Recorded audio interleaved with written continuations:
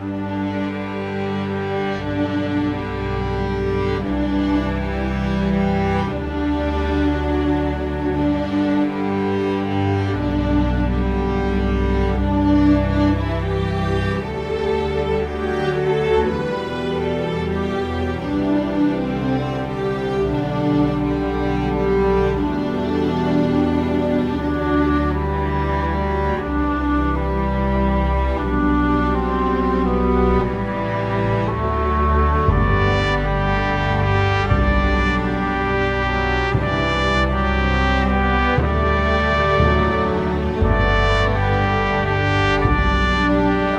Ed Blake, and I was in A Company for 3 years, and then the staff my 4th year. That was fall of 1966 through the spring of 1970. I'm Hyman Schwartzberg, C Company 64. I was the first lieutenant. I'm one of the original members of the founding members of the Alumni Association, and a member of the committee, and I guess you could say the historian for the Alumni Association. Okay, I was Peggy Houdan. I'm now Peggy Holliday. I was a sponsor of C Company for Louis Lotto the fall term in '53. And we won the competitive drill. Yes. Kenmar Gabriel, company commander. When I graduated in, I guess it was '54. And went on to VPI and then on to West Point. And a career in the Army. And I still do a lot of things with the Army. So that's the reason I'm in uniform.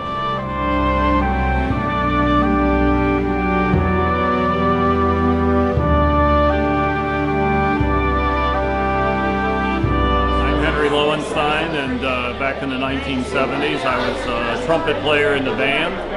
And the first color picture in the Monticello of 1970 was me bugling in the flag raising on about the 3rd page. So I go back then. I was also in the riflery company as well. Bob Graham. I was in B Company, graduated with the class of '64. Came here in, I guess, 1960, '61 when I first joined the company. Captain was John Waldrop. F Company, 1946 to 1949, and it was a wonderful adventure. We had 66 guys in the company when I joined it, and we had 44 when I was captain. It was a great adventure.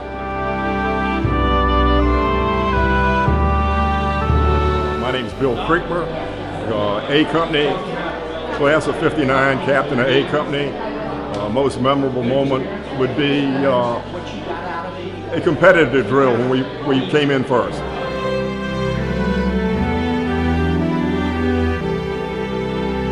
My name's Bob Brown. I was in Company A. I graduated in 1956. I remember the company parties we used to have, which were much fun. Tom Saunders, Company C. I think I made it to corporal, maybe only PSC, but had a great time. I came through C Company and finished up as the S1 staff captain before I graduated. Very good, very good. Bill Summers. And come to me too. Yeah, and I married the A Company sponsor. I stole her from another guy. Proud A Company sponsor, 66, 67 under Art Spencer. It's Bob Davidson, and it's great being back. Brings back a lot of fond memories. I had a lot of friends that I kept for a lifetime here.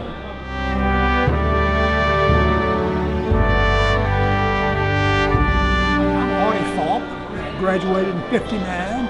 I was captain of Company B. We won the competitive drill and very excited about that.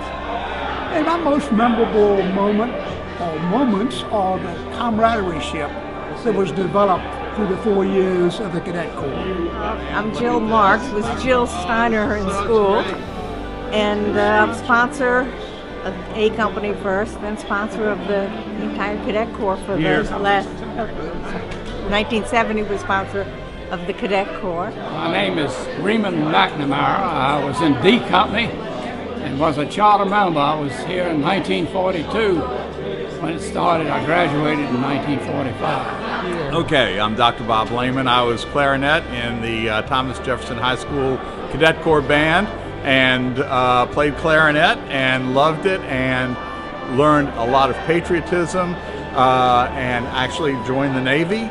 And was a doctor in the Navy, and I learned my patriotism, love of this great country through the Cadet Corps. I think it's one of the most fascinating things I've ever done in my life. It certainly shaped me as have a principled person in my life. I want to thank Commandant Hotchkiss, who was the commandant at the time, and my father, who was the very first captain of the Thomas Jefferson Cadet Corps. Well, actually, all three of us were captains of C Company. I was in 61. I was in 61, the spring term. Okay, spring of 57.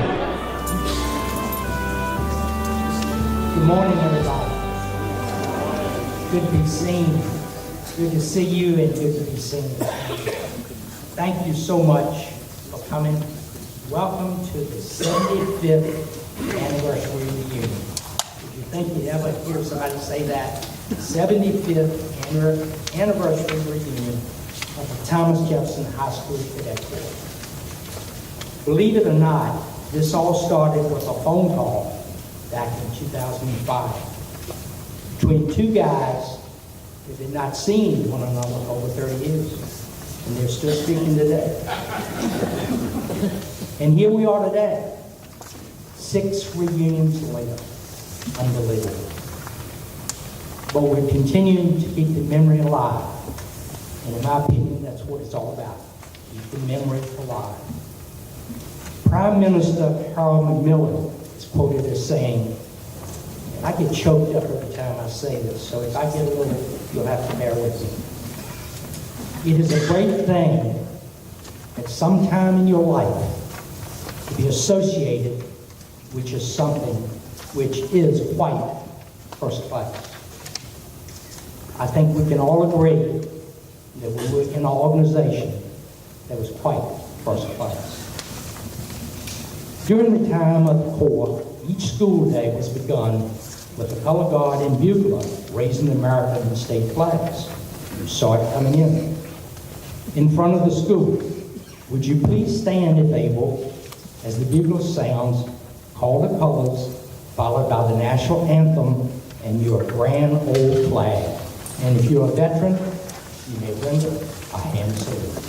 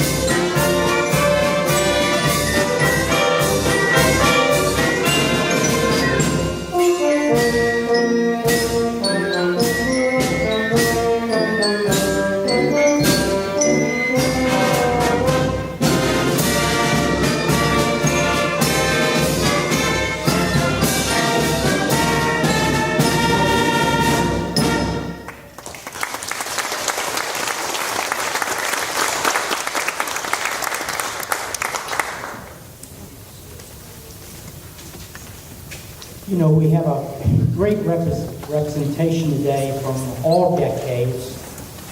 And what I'd like to do, you're going to get your exercise today, is I'd like to recognize the decades. And so when I call your decade, if you would stand, let people see who you are. I think I've talked to most of you, but I'd like to see put a face behind a name. So if you were served in the class of 1940, would you, decade of 1940, would you stand at this time, please? 1940, does anybody serve?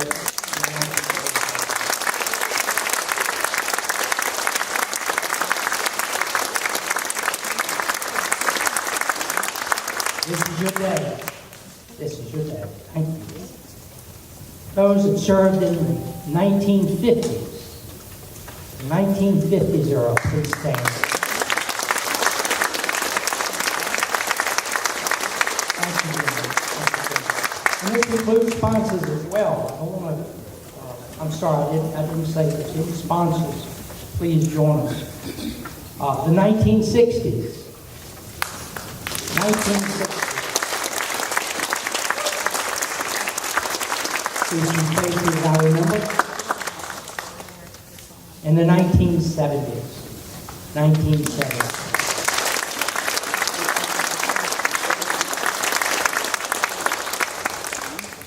Please be seated. Thank you, everyone, and thank you again for coming.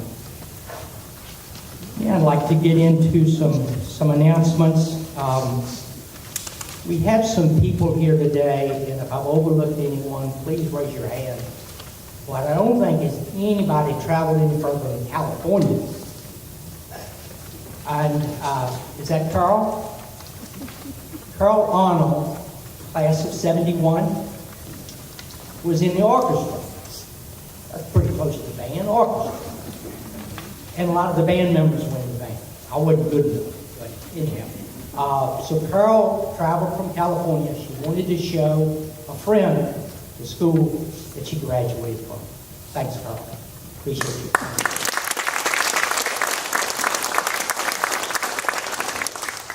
Now, another person didn't travel quite as far, but he traveled from the Big D, Dallas, Texas, as we like to call it, Big D.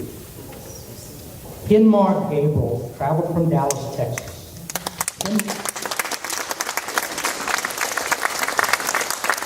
And he came missing, he got a full dress uniform on. But Hinmar was in, go ahead and stand, Hinmar, that's fine. Hinmar was in A Company in 1954. And this is an incredible fact about Hinmar and some others here. Hinmar was one of 4 TJ graduates at West Point at the same time. Now, if you didn't get that, I'm going to repeat it again because I couldn't believe it. But someone sent me a picture of them at West Point together. And the other 2 are here. The 4th, unfortunately, has passed. But Hinmar, Jim Blessing, and Martin Anderson were all in the Cadet Corps here and were at West Point at the same time. That's unbelievable. Would you guys stand? You deserve a round of applause.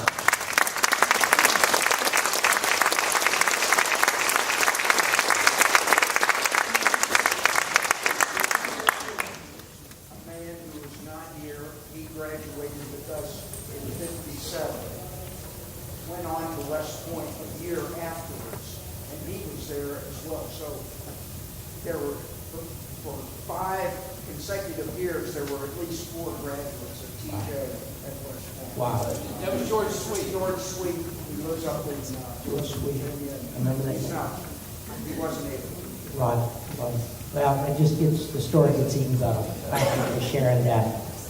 Now, did I miss anyone? If you traveled any further than Dallas, which is about 1,300 miles, I'm sorry, please. Seattle. Oh my goodness. Stand up. And your name? Don. I thought you lived in Florida. That's right. Forgive me. Don Root. When I talked to him, he was in Florida.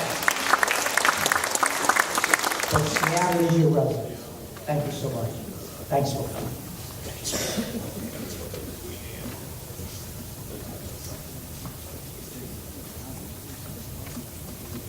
Okay. And I know there are a couple of you, if there's anybody else, don't let me do like I did with Don. There are two classmates here that, well, one in particular, that has not been back to TJ in over 30 years. And there's another one, this is his first trip to TJ. Where is Bob Davidson?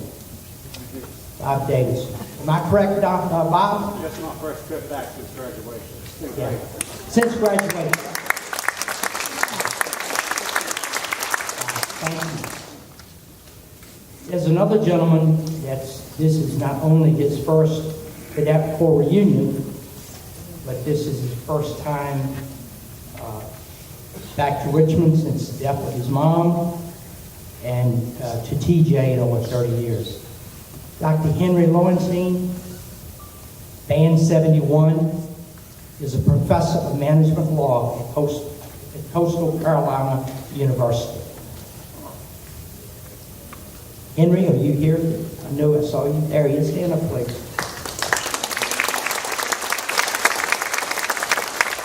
And Henry just recently published a book called Rescue Man, which is about rescue pilots in World War II. And I understand it's doing very well. Got to speak to you this morning. So they're the two I know of. And anybody else here that this is their first reunion, Cadet Corps reunion, or first trip back to TJ? Somebody's point. Yes, sir, in the back. I'm Heck Rice, and it's the first time I've been back in the school in 60 years. Wow. Glad you've been here. Yeah, I know you've been to reunions. I think you've been every one I've been at. I've seen you. But this is your first trip back to school. Heck Rice. C Company, am I correct? Yes. Right. What year? I don't want to... 56. I thought so, but don't want to give it away. 56. Thank you. Yes, sir. I have an apology to Clifford Beasley because he was a year behind us at West Point. Wow. And a couple of years behind us in high school. So for 5 or 6 years consecutively, there were still 4 graduates at West Point, or TJ at West Point. Cliff?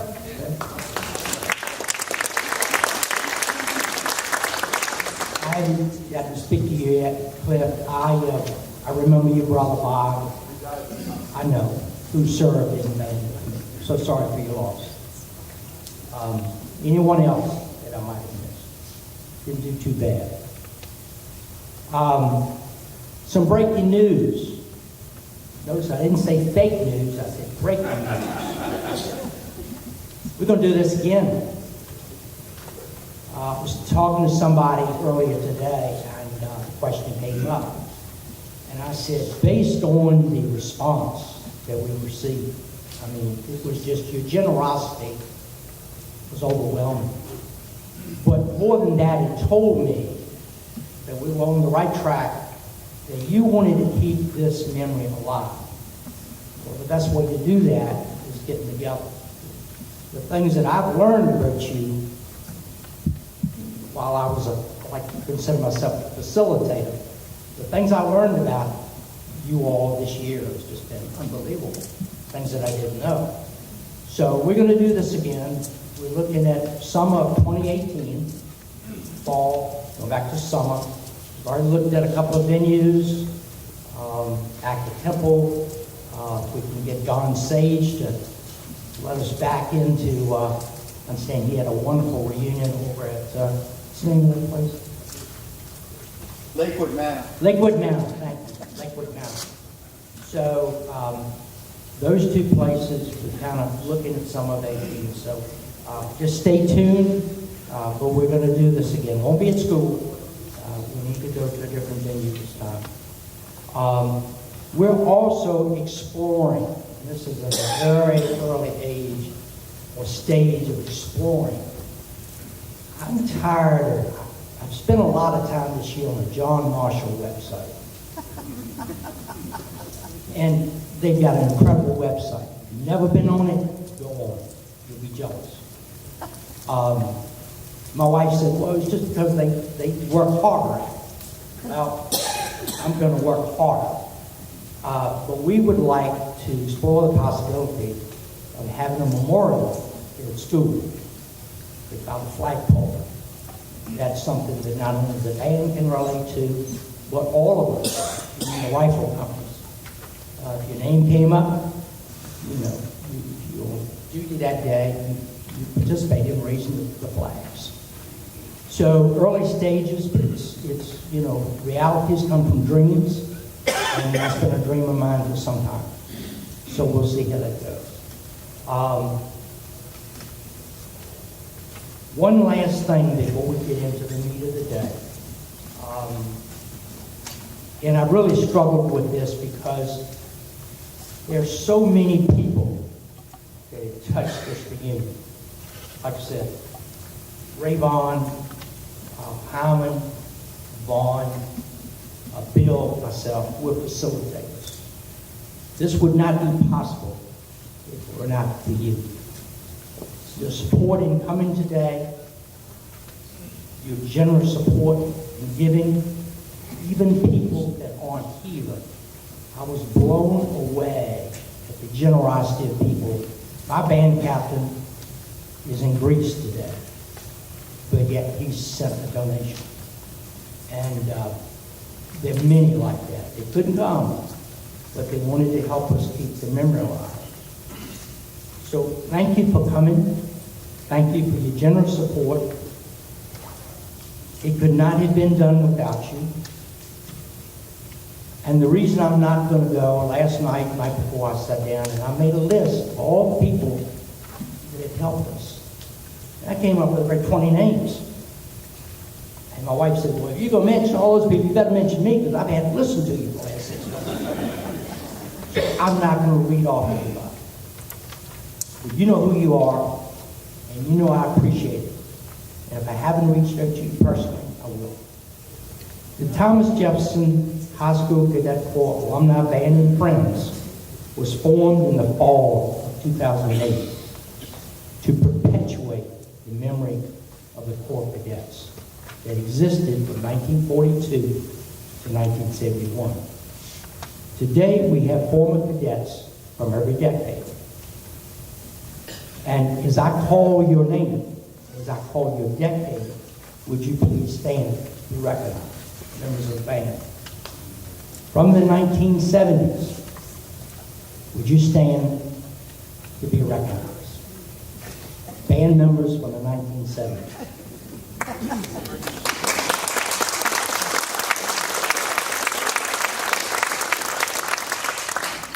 From the 1960s.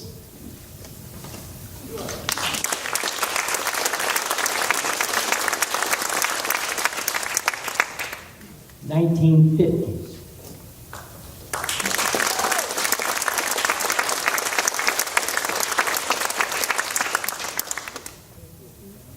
And these two last fellows, I'm in awe over these gentlemen. And I really mean this. It is my privilege to recognize these two remarkable members from the 1940s. Benny Theophanis is just celebrating his 90th birthday. 90 years young.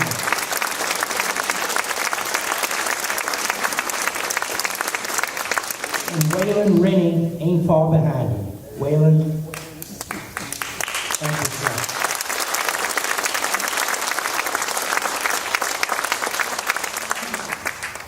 I don't know about you, but I want some of that lemonade. Unbelievable. Congratulations, young men. Over the past 9 years, we have lost 4 former band members. They are Ray Beach, Fulton Lee, my good friend Ernie Huban, and David Wells. One of the empty chairs on stage is for them. We know that they are here in spirit with us. To honor the 8 former cadets killed while serving our country in World War II, Korea, and Vietnam, the band will now play High School Cadets, written by John Philip Susan.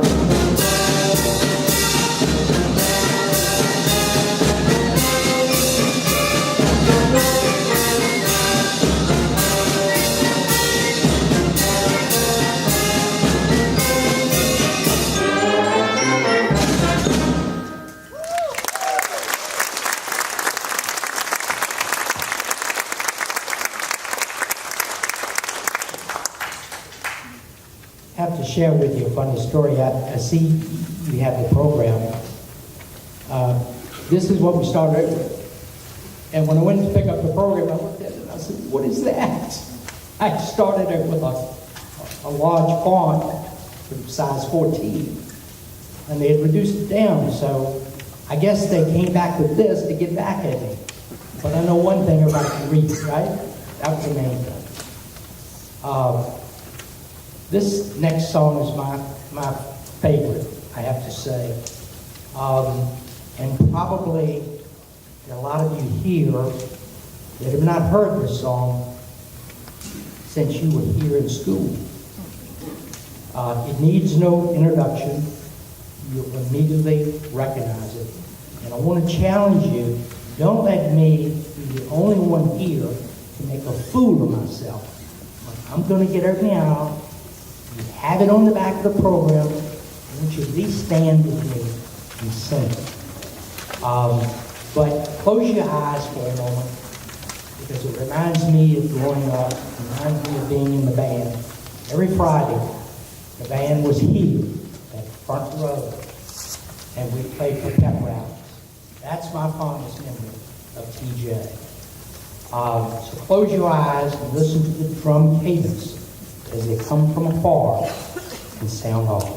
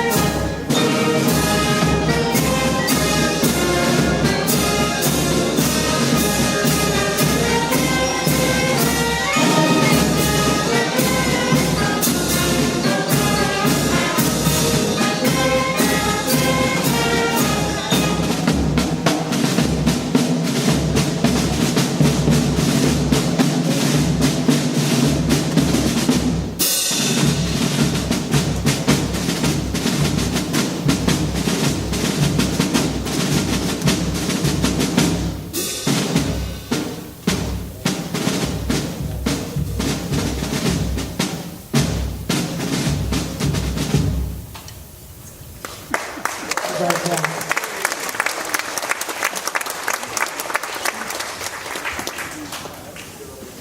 I've heard so many other reunions, people didn't stand. I can't believe that. I don't mind making a fool of myself.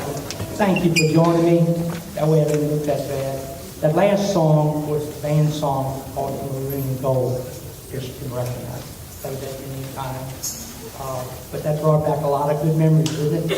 Football games at the City Stadium and pep rallies at TJHS. Now, Bill Stratton, one of our facilitators, good friend, member of the band, has a few remarks to make. Bill? Good morning. I'm Bill Stratton, and I'm happy to say I'm the youngest one in the band here. The youngest cadet and band member.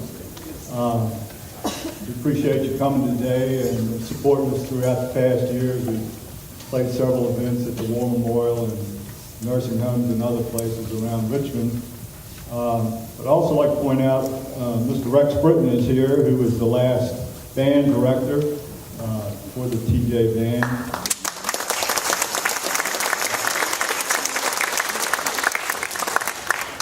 Now, if you notice when we were introduced, it said Thomas Jefferson Cadet Corp Alumni Band and Friends.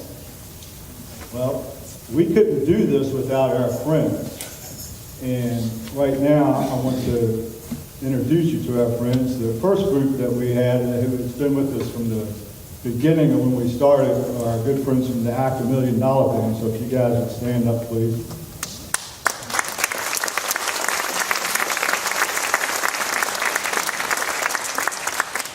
And our second group really has a historical note to it because these guys actually, that you'll hear in a little while, their nucleus came to help start the Thomas Jefferson Cadet Corps, but we're very honored and privileged to have several members of the John Marshall Cadet Corps Alumni Band that plays with us on frequently. So if you guys would stand up, please.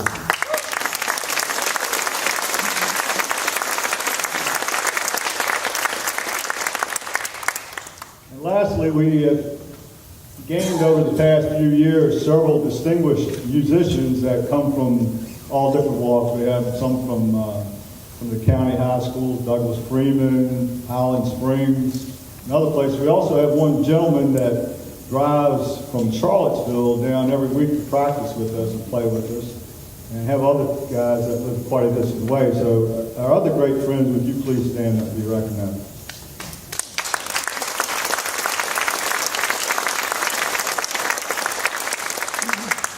Now this brings me to, we had two chairs up here, and one was for our fallen members that have gone. The other chair up here is for some of you in the audience that play an instrument. Right on. There is no excuses. We've heard them all. As you see, we have two gentlemen from the 40s. I'm the youngest, and I'm not going to tell you how old I am, but there's no excuse. And I will tell you this, the benefits of playing music is great, and the people that we play for is great. We played at one nursing home, and I'll never forget this. The lady was there intently listening to the music, and that, when it was over, she came up and started talking. She went to TJ in the 1930s and had played in the orchestra. And she talked and talked and talked. But what was amazing was the staff came up, and this lady had been there for 5 years and never spoken a word. So, if we can do that, you can be part of that, and we would love to have you. So, if you have an interest, see Bob Hawthorne, our conductor, Nick Califatis is our president, see me or see any member. And we meet every Tuesday night, practice here in the school, so you get a little nostalgia and history. If you live a ways away but could make concerts, get with us, we'll get you the music or whatever. But the only way we will survive and be able to continue this is by our friends and our members. So please come out and help us. Now we're going to get back to playing music.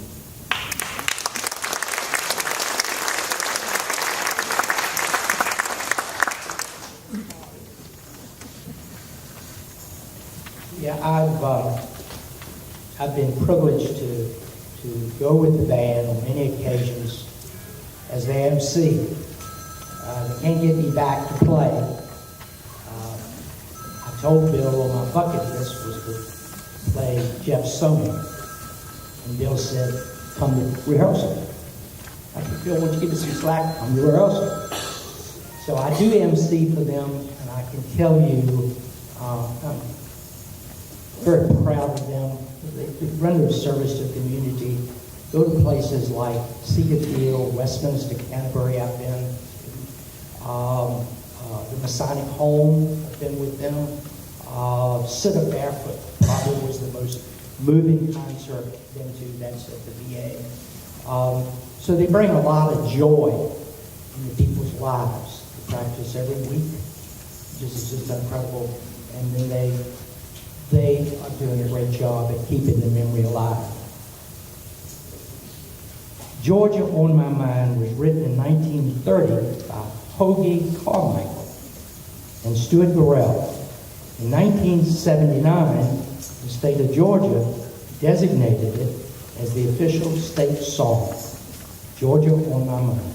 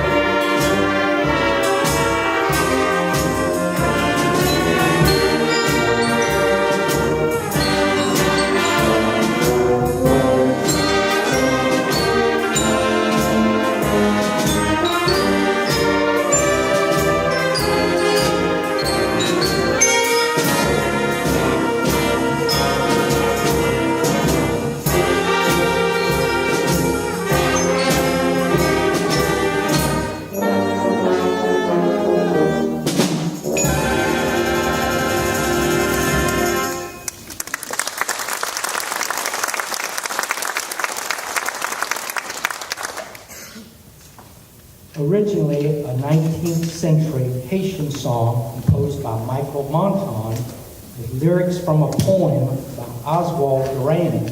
The song was rewritten in English in the 20th century, becoming known as Yellowbird, which topped the music chart in the 50s and 60s.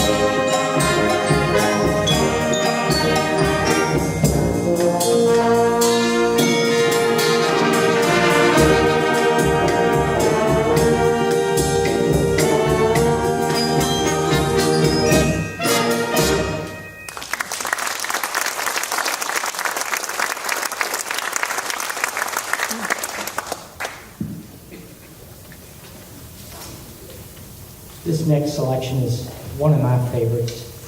George N. Cohan wrote Over There in 1917 when the United States ended World War I and began sending troops to Europe. The song reflected Americans' expectations that the war would be short. Cohan later recalled that the words and music of the song came to him while traveling by train from New Rochelle to New York City shortly after the U.S. had declared war against Germany in April 1917. On June 29, 1936, President Franklin D. Roosevelt awarded Cohan the Congressional Gold Medal for this and other songs he had written.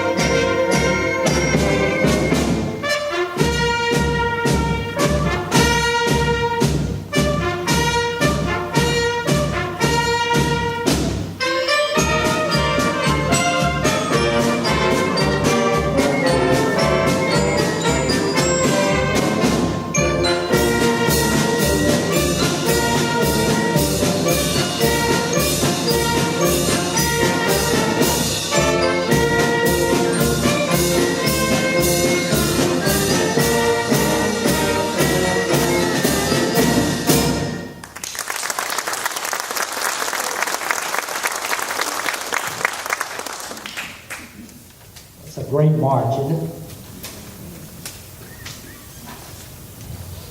The Battle Hymn of the Republic, also known as My Eyes Have Seen the Glory, outside of the United States, is a song by American writer Julia Ward Howe, using the music from the song John Brown's Body. Howe, more famous lyrics were written in November 1861 and first published in the Atlantic Monthly in February 1862. More importantly, we dedicate this song to those 76 World War II, 2 Korean War, and 5 Vietnam War TJ alum who gave their lives serving our country. Two of whom were awarded the Congressional Medal of Honor posthumously for their heroic actions. They are Jimmy Monteith, World War II, and Michael Foland, Vietnam.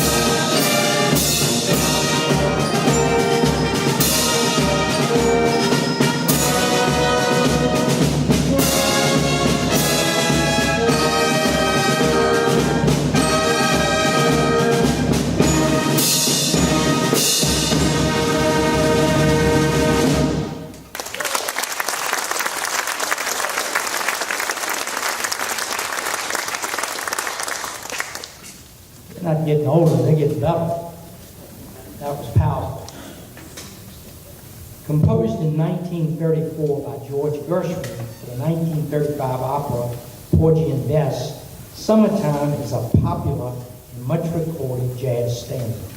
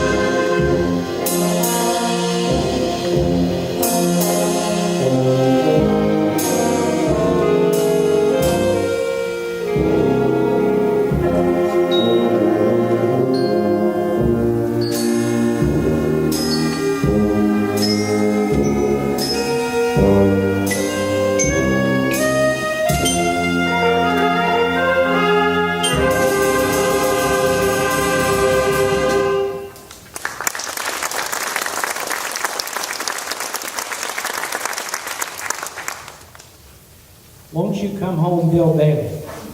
Originally titled Bill Bailey, Won't You Please Come Home, is a popular song published in 1902. It is commonly referred to as simply Bill Bailey. I didn't write this script, I'm just reading it.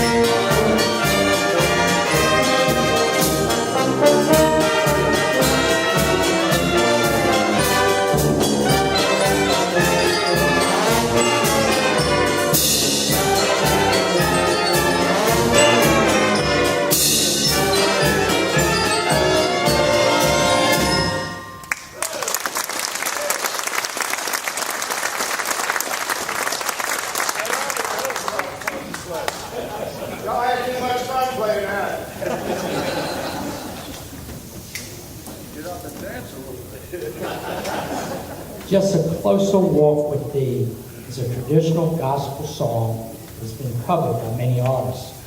Performed as either an instrumental or vocal, A Closer Walk is perhaps the most frequently played number in the hymn and dirge section of traditional New Orleans jazz funerals. Precise author of A Closer Walk is unknown.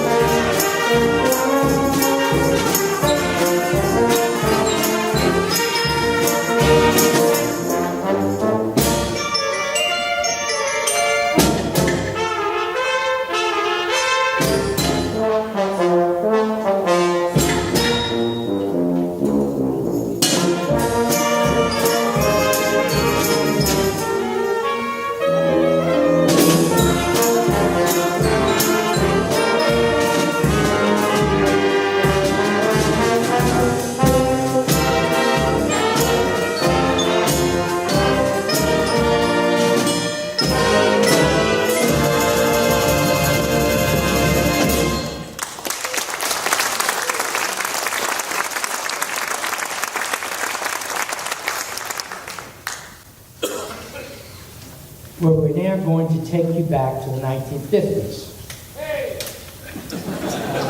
Yeah, Cadet Ball, the 1950s, with this next piece. Remember Tantella Garden? The band has only had a couple of weeks to practice this, but wanted to share it with you because it's going to make its debut right here for you. The birth of rock and roll.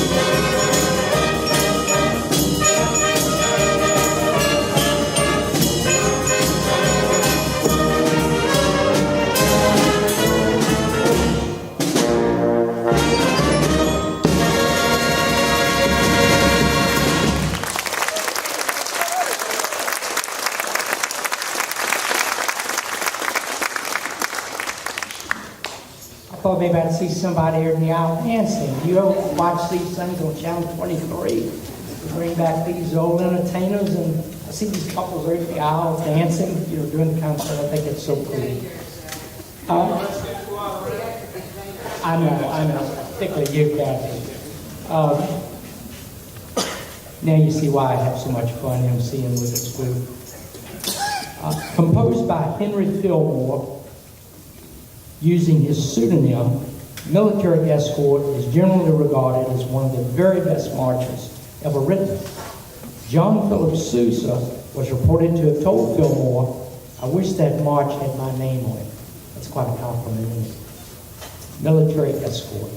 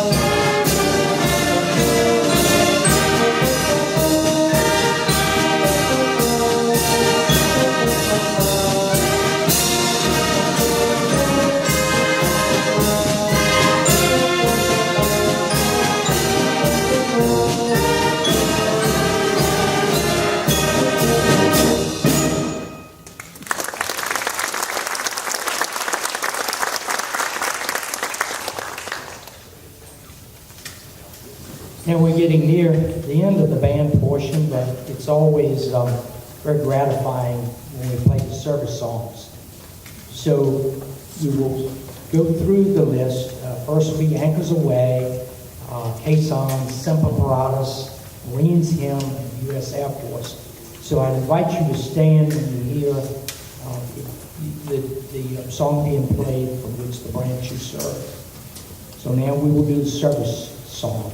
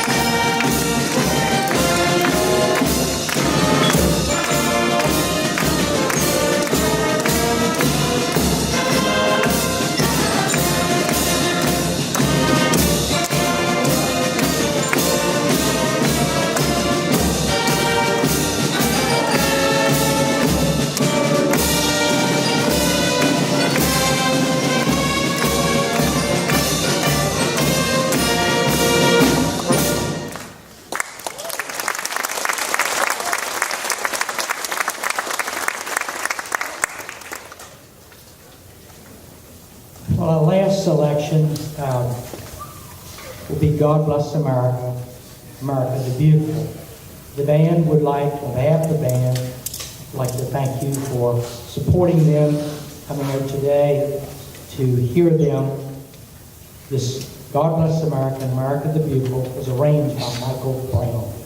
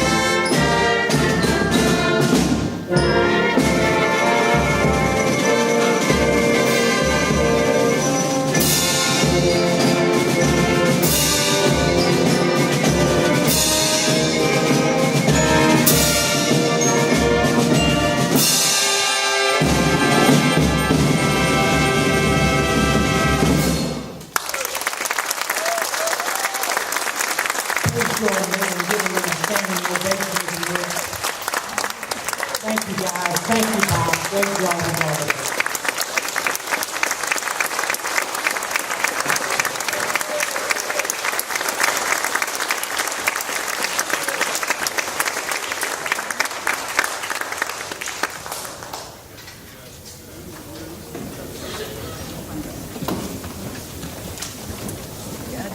Yeah, I've got a slipper. I'm going to go stir the soup.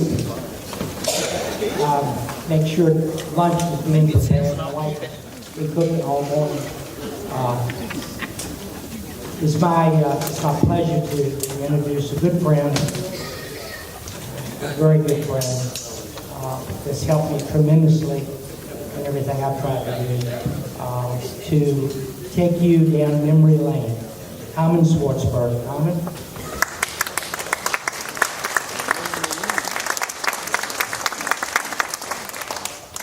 You know, Clyde is sort of our leader. Well, he mentioned a lot of folks doing things, rightly so. There were 4 or 5 of us on the committee to facilitate everything, but he did the heavy lifting. And, you know, Clyde has the ability to do that because Clyde was in 3 companies. He started in B company and then went to C company and then went to the band. He couldn't get along with anybody, but anyway, we won't talk about that like company. But, you know, really, hard work. And just, I'm going to bend down for just 1 second here, but just to thank him. There's a little something fun to do.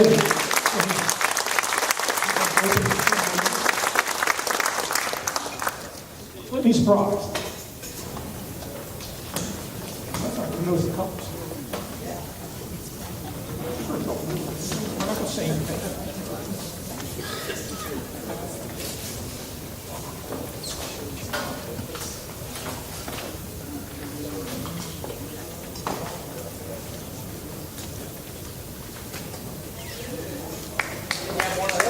Sure did.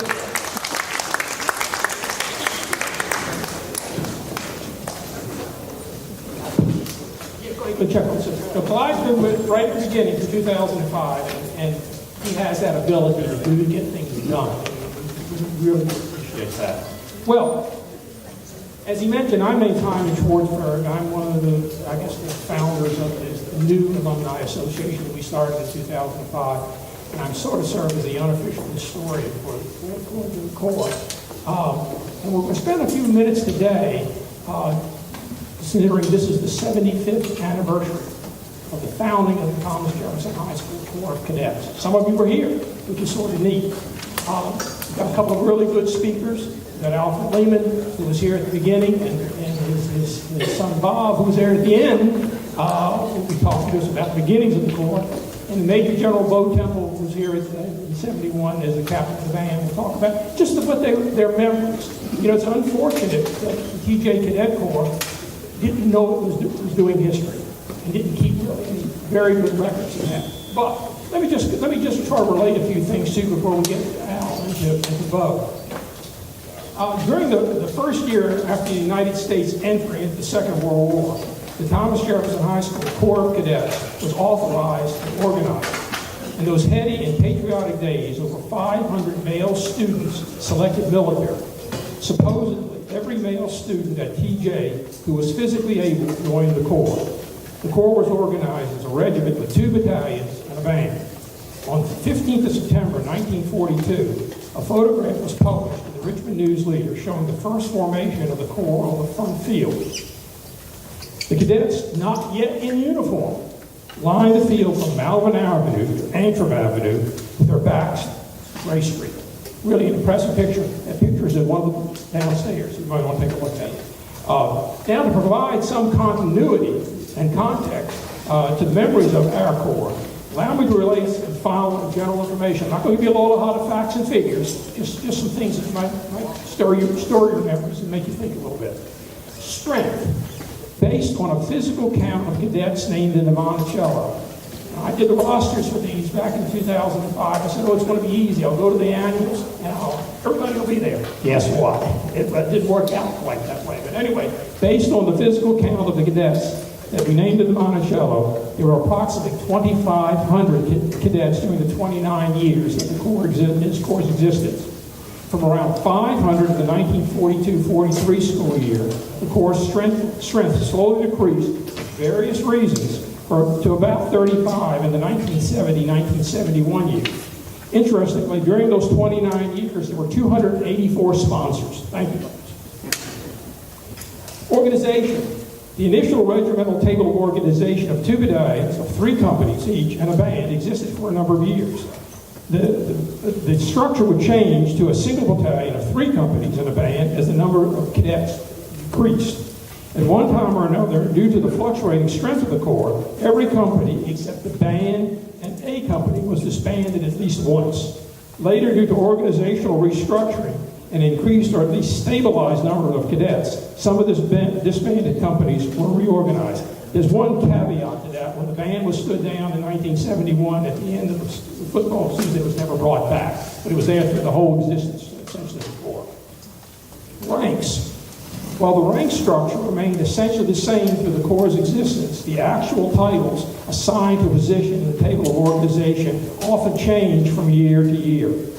The best example is the Corps Commander, the senior cadet, styled as first captain, regimental commander, colonel, lieutenant colonel, and then back again, almost as a whim.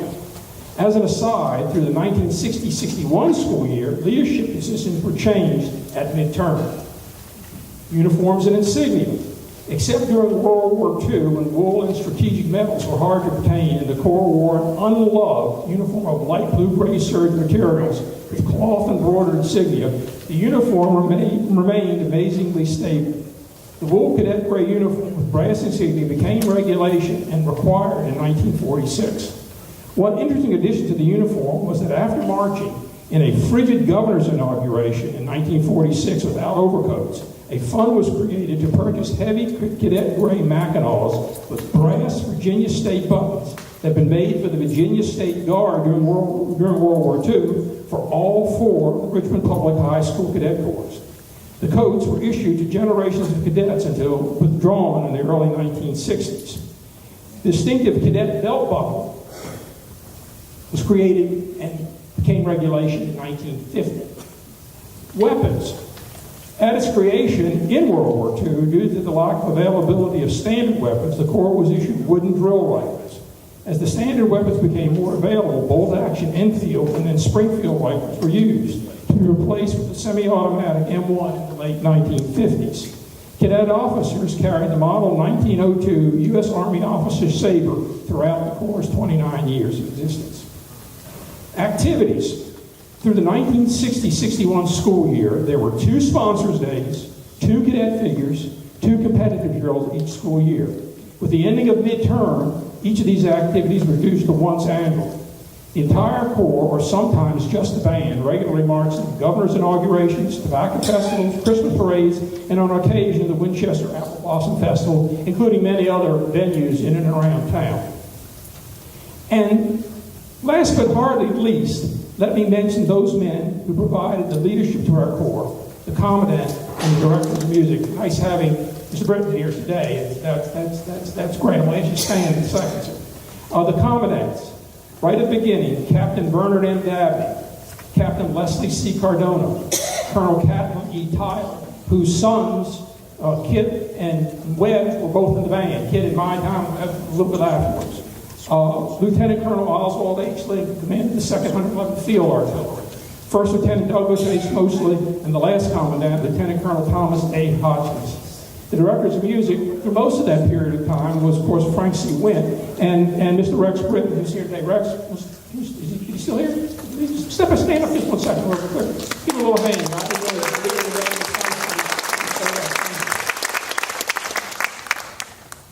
It should be noted that, like I mentioned, there's no really histories of the Corps, but it noted that additional information to our Corps can be found today down in the cafeteria in more than a dozen notebooks that have been compiled over the years.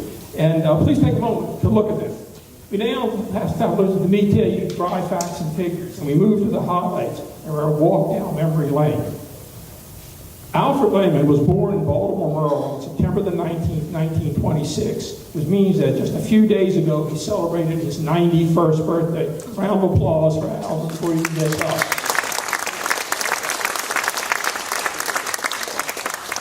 Not only that, but he just had left hip replacement surgery 1 month ago and was recently discharged from inpatient rehabilitation, so he's really tickled that he's here. Alfred attended Thomas Jefferson High School and was, of course, in the Cadet Corps. Upon graduation from TJ, he joined the Navy at the age of 17, and after his service was honorably discharged as a lieutenant during junior grade. He attended the University of Virginia, Bethany College, and ultimately graduated from the University of Virginia. His father was one of the founding partners of Atlantic Electrical Supply Corporation here in Richmond, and Alfred has continually worked for Atlantic Electric since 1949. After he does just a little more rehab from his recent surgery, he'll go back and continue to work there part-time. Alfred was married to Gladys Lehman for 64 years until a recent death last December. They had 4 children. One of them, Dr. Bob Lehman, now a pediatrician from Virginia Beach, was in the TJ band sort of in the last years of the Corps. It's also important to note that Lewis Held, one of Alfred's nephews, was first captain for the school year 1969-1970. So you've got a family tradition right there at the campus press. Alfred's experience in the creation of the TJ Corps in 1942 during the Second World War is, I'm sure, extremely interesting. He was the very first captain. But why don't we allow him to tell us some of his memories? And ladies and gentlemen, here's Alfred Lehman and his son Bob, who are both going to relay this information to you. Come on up. Go ahead.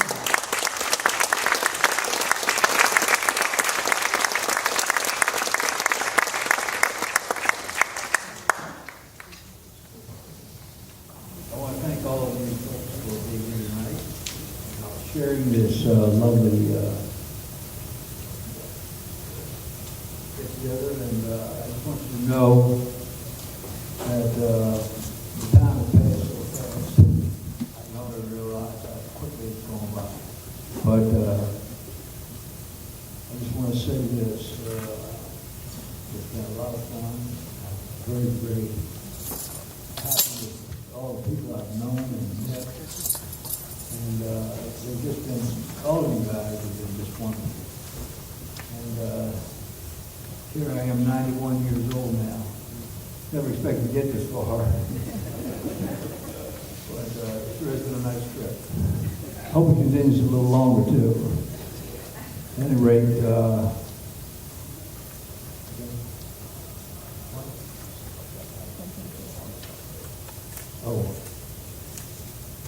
you know, I was the first captain of the Cadet Corps here at TJ.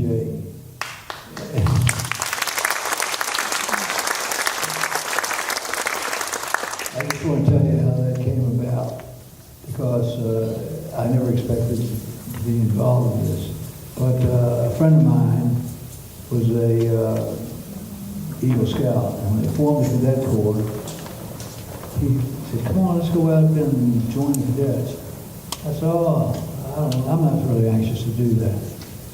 He said, "Well, come on out and let's see what happens." So I go out there with him, and next thing I know, we're up in the commandant's office, and they're picking, now, I really didn't realize what was going on quite at first, but they were picking out somebody to be the first captain.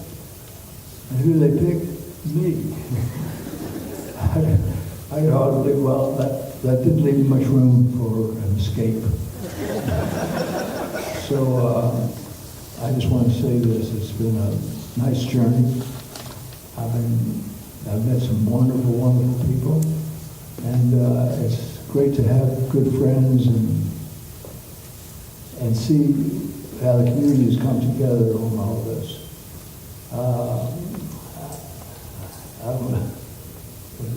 I'll let my son Bob talk. Thanks, Dad.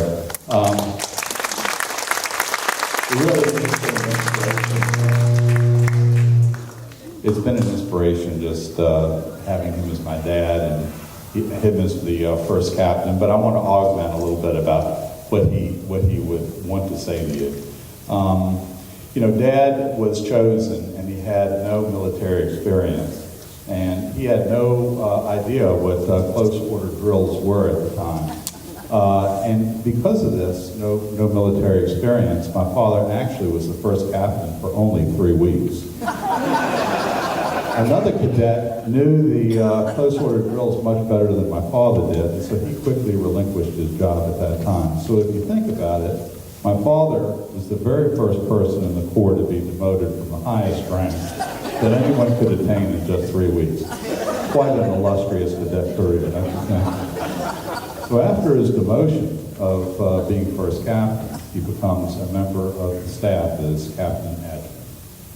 So John Marshall High School had a cadet corps in the beginning and came to Thomas Jefferson High School to help with the inception of the cadet corps. So as you know, the Second World War was just going on in 1942. Apparently, 3 to 4 cadets from John Marshall came over to help start the new TJ Cadet Corp. My father has called them transplants.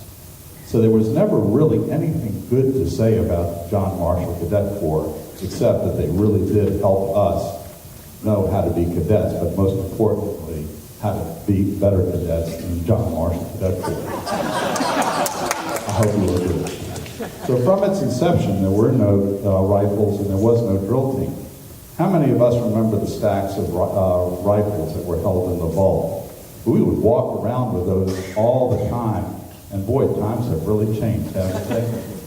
There were not even any uniforms for the first 2 to 3 weeks after the Corps was started. So without a drill team, All the cadets could do was to study marching and close order drills.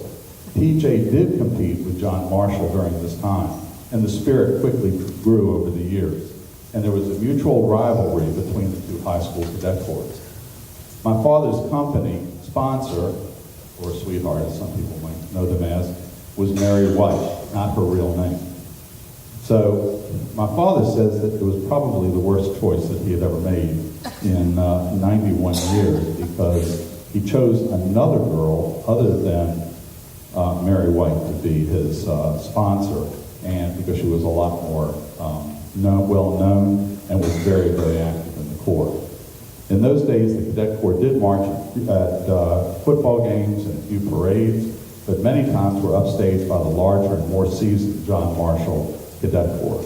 But as we know, through the years, that clearly changed as Thomas Jefferson Cadet Corps was the best cadet corps in Richmond, and the TJ Cadet Corps band was the best damn band in the whole damn land. So Ray Rock or TJ, Ray Rock or TJ, Ray Rock or TJ band. That was the truth. So I want to thank you for asking my father for his recollections and the inception of the Thomas Jefferson Cadet Corps. God bless you all. God bless the memory of the Corps, the United States of America, their leaders, and all that defend it. Thank you.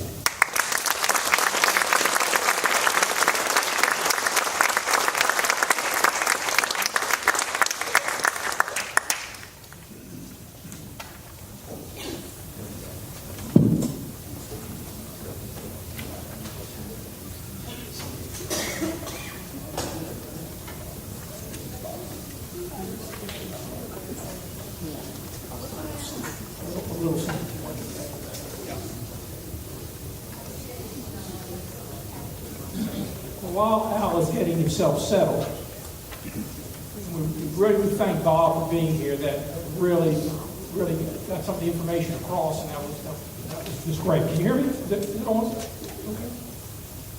We now, as we know, the Corps existed for 29 years.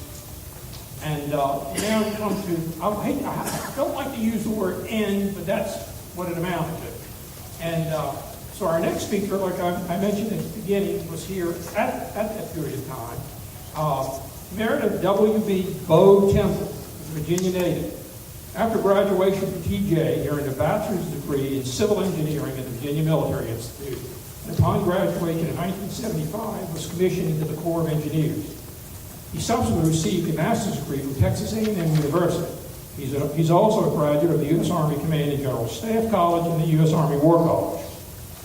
General Temple held many varied positions and assignments during his years on active duty in the Army. His last position was Acting Chief of Engineers and Acting Commanding General, U.S. Army Corps of Engineers from June 2011 and September 2012. All that time remaining the Deputy Commander of the Corps at the same time. He oversaw a $40 billion plus engineering and research program and global organization of over 30,000 employees, 9 divisions, and the Engineer Research and Development Centers. His military decorations include the Distinguished Service Medal, Legion of Merit with 2 oak leaf clusters, the Bronze Star Medal with 2 oak leaf clusters, Joint Service Commendation Medal, Army Commendation Medal with 4 oak leaf clusters, Army Superior Unit Award, the Army Staff Badge, and the Master Parachutist Badge. General Temple retired from the Army 1st of September 2012. Well, we've just heard Alfred Lehman and Bob Lehman speaking about the beginnings of the TJ Corps. Well, as I mentioned, Bo was there at the end. He was captain of the band, and I'm sure his experiences and memories of that time will be very interesting. I feel like I want to call you to attention with the Major General, but at least sit up straight when you get some. Ladies and gentlemen, Bo Temple.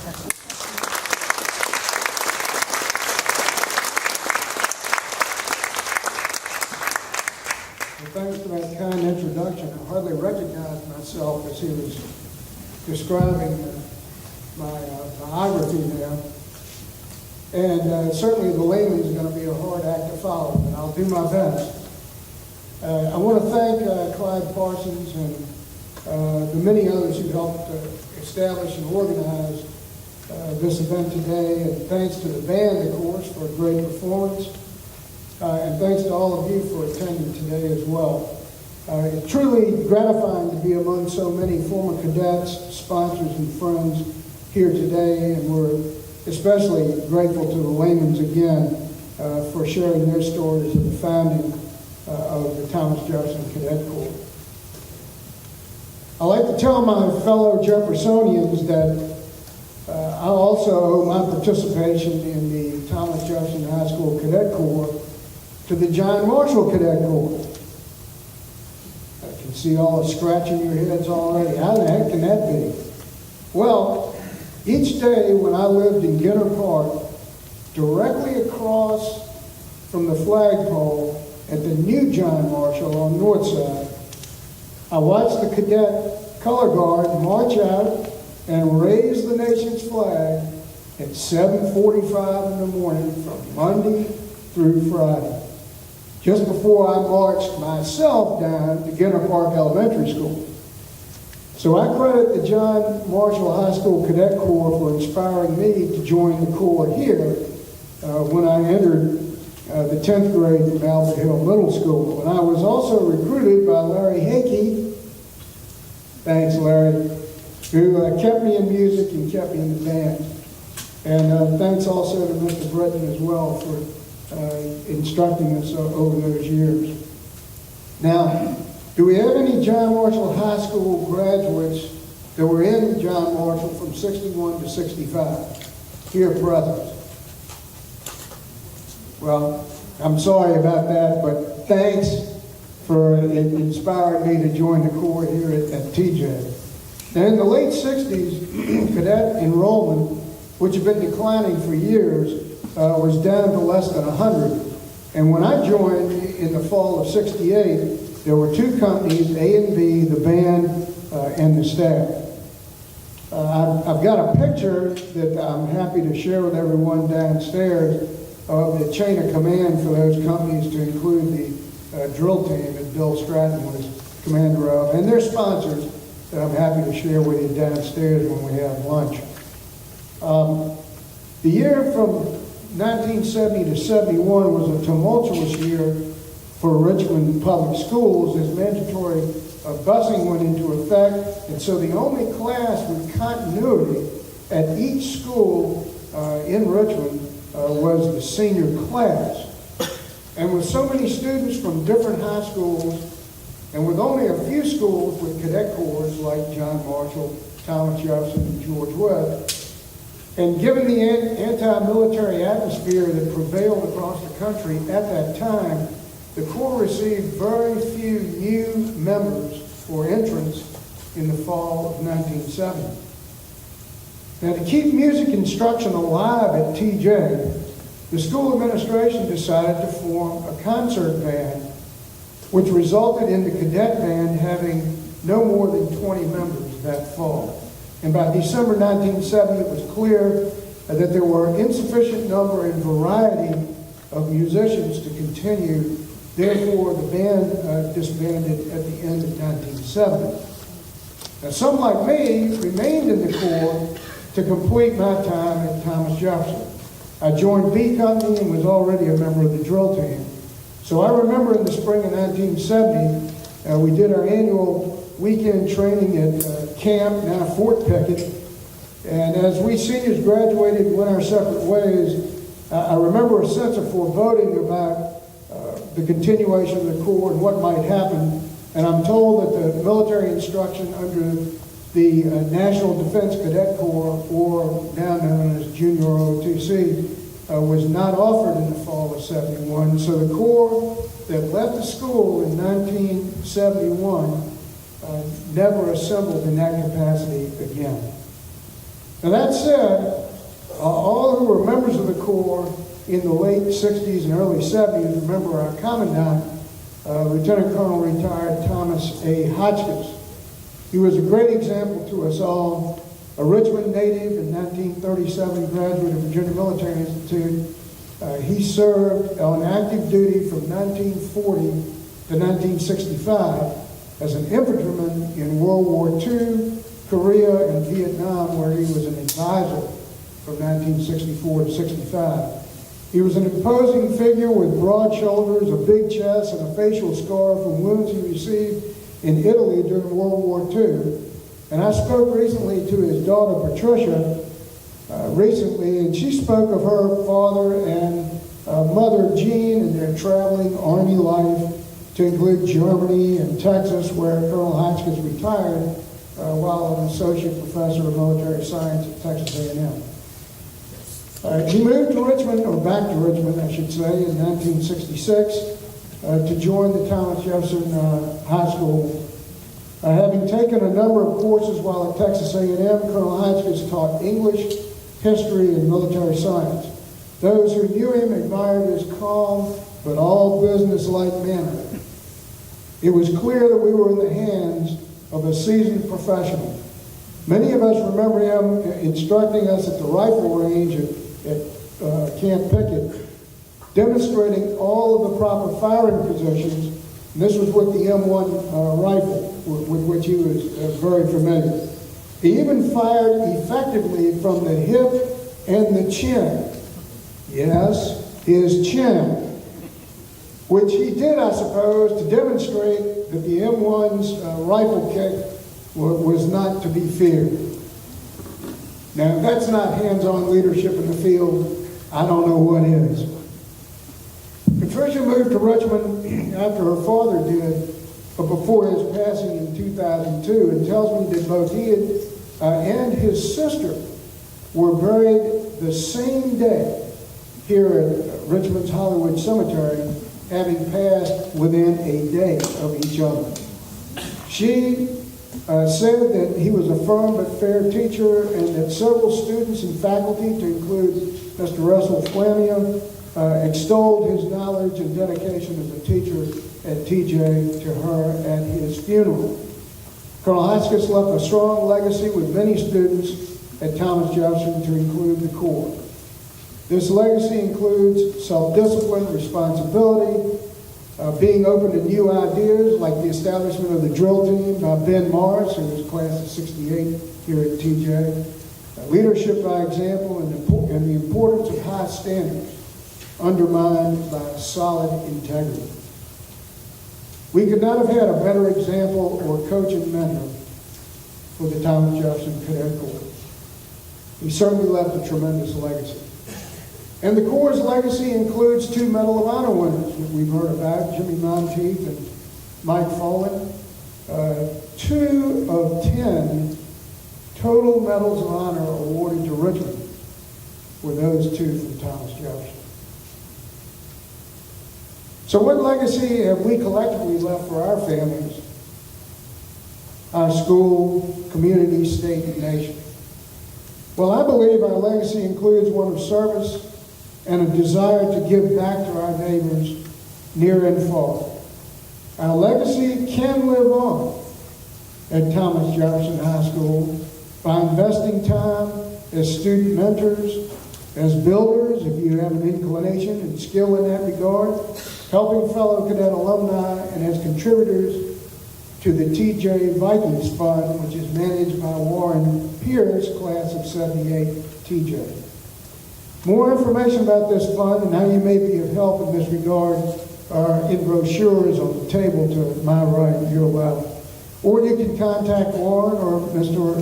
Russell Flammia here with us today. The inspiration of just one person like Colonel Hotchkiss or you can make a difference. And after all, what's our objective in this regard? Well, it's the objective that's given to us and given to us by Thomas Jefferson himself, which is carved on the front of the school, to enable every man or woman to judge for themselves what will secure or endanger their freedom. So in conclusion, I want to thank everyone who organized and supported today's reunion, and I certainly hope it will not be the last. To the former cadets and sponsors assembled here today, your presence is much appreciated. We should remember those who could not be with us today, and those from Thomas Jefferson who made the ultimate sacrifice in defense of our freedoms. Thank you for being great stewards of the Thomas Jefferson High School legacy, and thanks for your service, your presence, and your support to our community, state, and nation. I'm truly humbled and honored to be here with you today and to be given this opportunity to speak. And I look forward to seeing you later today for a wonderful lunch downstairs in the cafeteria. Thanks for being here.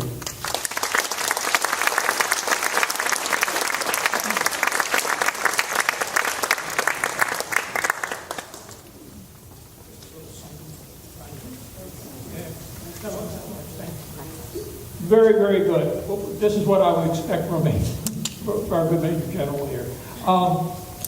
Make so comfortable. We're about done with the program. The presentations by both Al Lehman and Bob Lehman, I think of Bob in here now, have given us a personal and interesting insight in the beginning and the endings of the Corps. The Corps has been really but a memory for more than 40 years.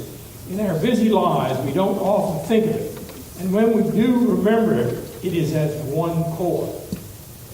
In fact, generations of cadets at TJ from 1942 to 1971 had experienced not one Corps, but a variety of corps, reflecting changing times, rules, regulations, attitudes, principles, commandants, directors of music, and cadets. I might run into a former cadet, and what a disturbing experience, because they have become so ridiculously old. The youngest of them is bald and middle-aged and overweight. Extraordinary when I have hardly changed at all. Well, perhaps an inch or two in the waist and a few gray hairs, and then I glance in the mirror and compare the reflection of the dyspeptic old man glowering out at me with the fading photo of the jaunty, innocent, childlike cadet who was there just the other day. That's when you realize that those clear, bright memories, faces you know, and voices you heard only a moment ago are history. It did not seem like history at the time, but then history never does. Let us think of those memories and remember those who are no longer able to fall in with us. Please rise for a moment of silence and the sounding of taps.